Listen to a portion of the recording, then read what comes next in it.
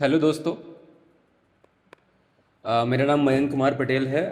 मेरा selection 2024 UP PCS में assistant commissioner state tax के पद पर हुआ है। मैं इससे पहले 2024 और 2025 का बीपीएससी का प्रीलिम्स भी क्लियर कर चुका हूँ। तो उससे रिलेटेड मैं अपने मार्क्स आपको बताना चाहूँगा। और अभी 25 दिन बचे हैं। 25 दिन बचे हैं, तो उससे 25 दिन में क्या स्ट्रैटेजी होनी चाहिए जिससे आप बीपीएससी प्रीलिम्स 72nd 72वीं बीपीएससी प्रीलिम्स आप निकाल सकें, और किन किन बातों का ध्यान रखना चाहिए और क्या एग्जैक्टली पढ़ना चाहिए, क्या एग्जैक्टली रिवाइज करना चाहिए, जो बीपीएससी पिछले 2-3 सालों में बहुत फोकस रहा है जैसे बीपीएससी का। देखिए 70th की जो है प्रिलिमिनरी की मार्कशीट है मेरी। उस साल जो कट ऑफ गई थी यूआर की, वो 91 गई थी और मेरे 99 मार्क्स आए थे। ठीक है, आप ये नाम दे सकती हैं, यहाँ पे देखिए 99 मार्क्स प्रीलिम्स में मेरे आए थे।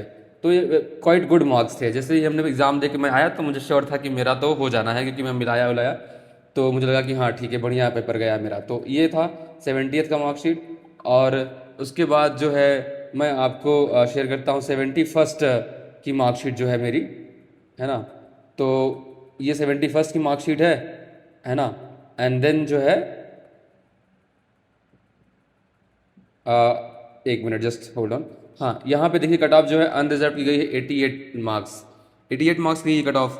तो यहाँ आप देख सकते हैं जो मेरे नंबर है 93.33 है। तो मतलब कट ऑफ से आप देखिए 5 नंबर ज़्यादा हैं यहाँ पे, और वहाँ पे कट ऑफ से 7 नंबर ज़्यादा थे। ये 71st पे का मार्कशीट है बेसिकली, है ना। तो 71st में भी देखिए नाम मेरा। तो 71st में क्या है कि पेपर थोड़ा सा अनकन्वेंशनल था और थोड़ा टफ बन गया था। उसमें क्या हो गया था, साइंस वालों को काफ़ी हेल्प मिल गई थी, है ना। तो इसकी वजह से वो जो है इस पे एज हम लोग को थोड़ा एज मिल गया था यूपीएससी वालों को, या फिर अलग से जो इंजीनियरिंग बैकग्राउंड के बच्चे थे, क्योंकि साइंस में न्यूमेरिकल पूछ लिया था और केमिस्ट्री कुछ सवाल बहुत जो है टफ वाले पूछ लिए थे उन्होंने, जिसमें साहब फार्मूला अप्लाई करना था, एक्सेट्रा एक्सेट्रा। तो ये है कि मेरे बारे में था कि ब्रीफ अबाउट कि हाँ ठीक है, मैं बीपीएससी का 2 मेंस लिखा हूँ। बीपीएससी 71st का मैंने इंटरव्यू भी दिया था, और 25 का मैंने बीपीएससी का मेंस जो है 70th का मैंने इंटरव्यू दिया था। 71st का मैंने मेंस जो है वो छोड़ दिया था। क्यों छोड़ दिया था? क्योंकि मैंने अब मेरा चयन जो है 2024 के यूपी पीसीएस मेंस में हो गया था मेरे अपने स्टेट्स में, सहायक आयुक्त राज्य कर के पद पर। तो इसी वजह से मैं वहाँ पे दोबारा नहीं गया एग्ज़ाम देने। तो मैं आपको बताता हूँ बीपीएससी की स्ट्रैटेजी क्या होनी चाहिए, है ना।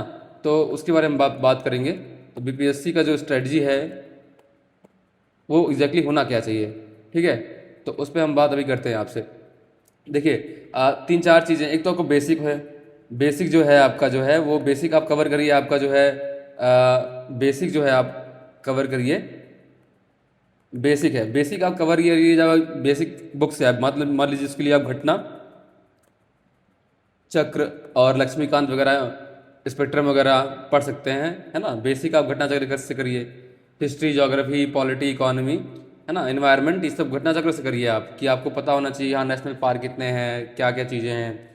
तो ये बेसिक एक चीज़ होती है। उसके बाद आपका आता है बजट और सर्वे, ठीक है। बजट और सर्वे आता है आपका। बजट और सर्वे में 2 चीज़ें होती हैं। एक तो होता है सेंटर का, एक होता है स्टेट का।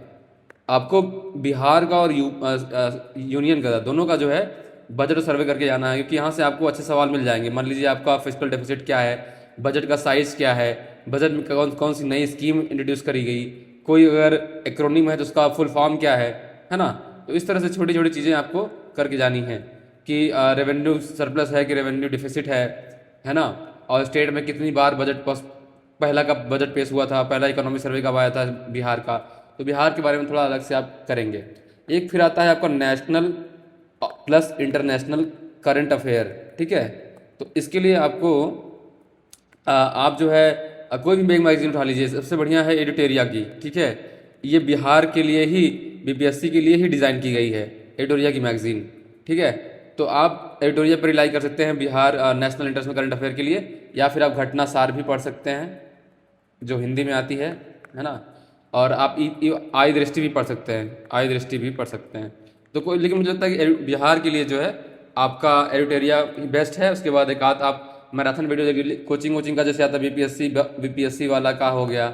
और तमाम यूट्यूबर के मैराथन वीडियो भी आते हैं करंट अफेयर के, जैसे कि आप क्रेजी जी की ट्रिक चैनल हो गया या फिर परचम क्लासेस हो गया, तो वहाँ से भी आप नेशनल इंटरनेशनल करंट अफेयर कर सकते हैं। ठीक है, तो वो बहुत इंपॉर्टेंट होता है। फिर आपका आता है बिहार स्पेशल। बिहार स्पेशल, इसमें दो चीज़ आती है, एक स्टैटिक होता है, एक होता है आपका करंट। करंट के लिए अगेन आप एडिटोरिया की मैगजीन पर रिलाई करिए, वो बेस्ट है। आप उसमें पीछे दिए हुए हैं 10-12 सेट जो क्वेश्चन पेपर होते हैं टेस्ट के फॉर्मेट में, उसको आप लगा के जाइए, उससे बहुत मदद मिलती है। और यही काम आप जो है नेशनल इंटरनेशनल करंट अफेयर वाले में भी आप कर सकते हैं। एडिटोरिया की मैगजीन के पीछे 15-20 सेट जो है पेपर दिए होते हैं क्वेश्चन के फॉर्मेट में, बहुत ज़्यादा इंपॉर्टेंट क्वेश्चन होते हैं, उनको जरूर करके जाइए आप। स्टैटिक के लिए आप दो किताबें हैं इसमें आपका, एक है आपका इसमें एडिटोरिया का ही है, जिसे बोलते हैं हम तथ्य सार। ठीक है, तथ्य सार। और एक है आपका जो है समग्र बिहार। ठीक है, समग्र बिहार। तो आप इन दोनों में से कोई भी एक कर लीजिए, दोनों किताब अच्छी है ना, बेसिक अंडरस्टैंडिंग के लिए। एंशियंट, मिडिवल, मॉडर्न, कितने वहाँ पे जीआई टैग्स दिए गए हैं, कितने रामसर साइट्स हैं, है ना। बिहार का बेसिक इतिहासकार कहाँ रहा है, गांधी जी को जहर किसने दिया था, है ना। हजारीबाग जेल से कौन फरार हुआ था, तो पहला जो है कॉलेज कब खुला था, पटना कॉलेज कब इस्टेब्लिश हुआ था, पहली यूनिवर्सिटी कब बनी थी।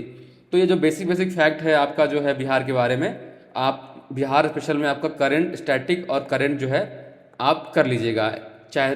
और नेशनल इंटरनेशनल करंट अफेयर कर लीजिए आप।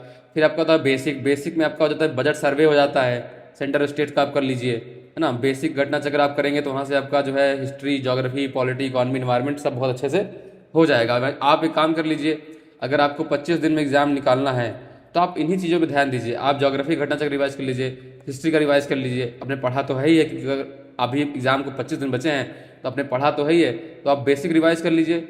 और आजकल बीपीएससी कंसेप्चुअल क्लैरिटी भी देख रहा है, तो जिन्होंने अच्छे से पढ़ाई करी है, मान लीजिए लक्ष्मीकांत अच्छे से पढ़ाई करी है, हिस्ट्री ज्योग्राफी अच्छे से पढ़ाई करी है, तो उन्हीं का एग्ज़ाम देखिए होगा। जैसे मेरा क्या था कि मैंने जो है 6 साल से मैं प्रिपरेशन कर रहा था, तो जब अभी पिछले 4-5 साल 2-3 सालों में मेरे एक भी प्री रुका ही नहीं। मैं जितने प्री दिया मैंने सारे क्लियर किए, क्योंकि मैंने जो है यूपीएससी के भी कई सारे अटेम्प्ट दिए, तो मेरा फैक्चुअल और घटना चक्र की वजह से काफ़ी अच्छा हो गया था। तो इस वजह से, लेकिन जो है कि आपको मेहनत वही करनी है, रिसोर्स फॉलो वही करना है। घटना चक्र है, बजट एंड सर्वे है सेंटर स्टेट का, और आप सेंसस भी कर लीजिएगा बिहार का। सेंसस की कहाँ पे एससी एसटी की पॉपुलेशन ज़्यादा है, कम है, सेंसस बहुत इंपॉर्टेंट है, क्योंकि सेंसस हो रहा है अभी, है ना। तो इसलिए भी, तो इन चीज़ों का आप बाकायदे ध्यान रखेंगे तो आपको काफ़ी हेल्प जो है मिलेगी, है ना। तो इस बात का आप ध्यान रखेंगे। और बाकी मुझे लगता है बिहार पीसीएस में आपको पेपर अटेम्प्ट करते वक्त बहुत ध्यान देने की ज़रूरत है, क्योंकि उसमें क्या होता है ना कि आपको 2 घंटे मिलते हैं, 1 घंटे पहले आपको शायद एंट्री बैन कर दी जाती है हमेशा, तो आपके पास बहुत वक्त रहता है। तो आपको क्या है ना कि शुरू से ही स्पीड बना के रखनी है, स्पीड शुरू से ही बना के रखनी है एकदम, है ना, खूब स्पीड। और क्वेश्चन ध्यान से पढ़ना है, क्वेश्चन जो है आपको अटेंटिव रहना है आपको एग्जाम हॉल में। और लॉजिक भी अपना, लॉजिक और रीजनिंग जो है अप्लाई करना है। ठीक है, जिसे बोलते हैं हम एलिमिनेशन टेक्निक। ठीक है, that also plays a very vital role during solving paper. ठीक है, आप अटेंटिव रहेंगे तो आप चीज़ों को जो है बहुत तरीके से अप्रोच कर पाएंगे। फॉर एग्जाम्पल आपके पेपर में ही कहीं ना कहीं एक हिंट मिल जाएगा कि हाँ यार ये तो नहीं होगा, ये तो नहीं होगा, ये तो नहीं होगा। तो आपको 4 option A B C D है, इन चारों में से कम से कम दो आप अगर एलिमिनेट कर गए कि यार ये तो नहीं होगा आंसर, और सी और डी में से कोई एक आंसर है, तो आप इन्हीं में से चुनिएगा, है ना। इन्हीं में से आप चुनिएगा कि हाँ चलिए इसको अटेम्प्ट कर दीजिएगा, मतलब ठीक है, इसको छोड़िएगा नहीं। ऐसे 25 से 30 सवाल होंगे जिसमें आपको एकदम डाउट होगा कि यार ए है या बी है। ठीक है, तो इनको अटेम्प्ट करिएगा। इसमें क्या होगा ना, आपका जो है 15 प्लस सही हो जाएगा, तो आप नेट पॉजिटिव रहेंगे। तो क्वेश्चन ज़्यादा अटेम्प्ट करना है आपको, समझ रहे ना। क्वेश्चन जो है आपको 150 में से आपको समझ लीजिए 135 मिनिमम करना ही करना है ना, मस्ट है ये। 135 का जो है वो मस्ट है।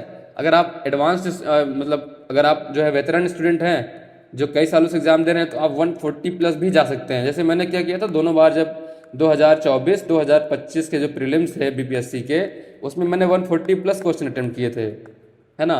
और मेरे बहुत अच्छे स्कोर आए थे, क्योंकि मैंने हर कुछ, प्रिपरेशन तो मेरी बहुत अच्छी थी, क्योंकि मैं सारा कुछ करके गया था जो भी ह्यूमनली पॉसिबल था, है ना। सारे जो भी फैक्टर्स थे जो मैंने आपसे भी डिस्कस किए, बेसिक हो गया, करंट हो गया, बिहार स्पेशल हो गया, ठीक है।